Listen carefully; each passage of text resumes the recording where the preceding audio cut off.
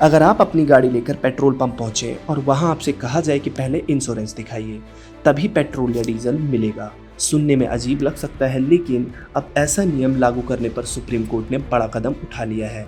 इतना ही नहीं, नई कार और बाइक के इंश्योरेंस को लेकर भी बड़ा बदलाव सुझाया जा रहा है। आखिर पूरा मामला क्या है और अगर ये नियम लागू हो जाते हैं तो इसका आप पे क्या असर पड़ेगा, आइए आसान भाषा में समझते हैं। तो देश में करोड़ों लोग अपनी गाड़ी चलाते हैं, लेकिन हैरानी की बात यह है कि बड़ी संख्या में ऐसे वाहन भी सड़कों पर दौड़ रहे हैं जिनके पास वैध थर्ड पार्टी इंश्योरेंस नहीं होता है। ऐसे में अगर कोई सड़क हादसा हो जाए तो पीड़ित को मुआवजा मिलने में बड़ी परेशानी खड़ी हो जाती है। इसी गंभीर समस्या को देखते हुए अब सुप्रीम कोर्ट ने सख्त रुख अपनाया है। सुप्रीम कोर्ट ने केंद्र सरकार और बीमा नियामक IRDAI से कहा है कि ऐसा पायलट प्रोजेक्ट तैयार किया जाए जिसमें जिन वाहनों के पास वैध थर्ड पार्टी इंश्योरेंस नहीं होगा उन्हें पेट्रोल पंप पर पेट्रोल या डीजल ना दिया जाए। यानी फ्यूचर में नो इंश्योरेंस नो फ्यूल जैसा सिस्टम लागू हो सकता है।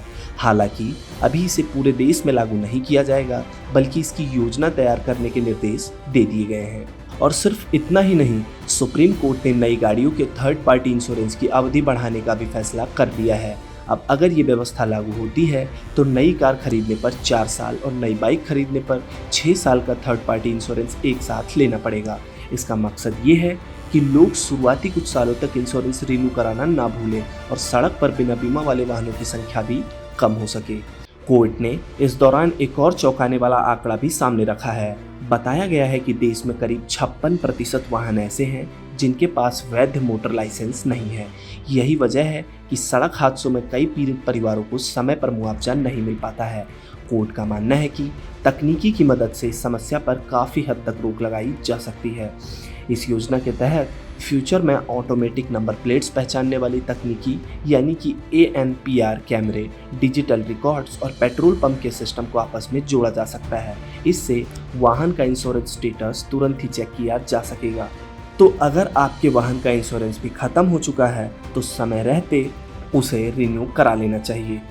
आपके लिए ये बेहद फायदेमंद साबित होगा, क्योंकि आने वाले समय में अगर सुप्रीम कोर्ट सरकार के सुझाव पर अमल करती है तो बिना वैध इंश्योरेंस के सिर्फ चालान ही नहीं बल्कि पेट्रोल और डीजल भरवाना भी मुश्किल हो सकता है।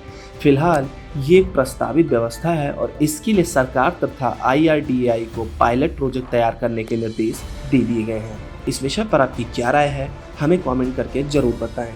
ऐसी ही और खबरों और अपडेट्स को जानने के लिए देखते रहें गुड रिटर्न्स डिजिटल।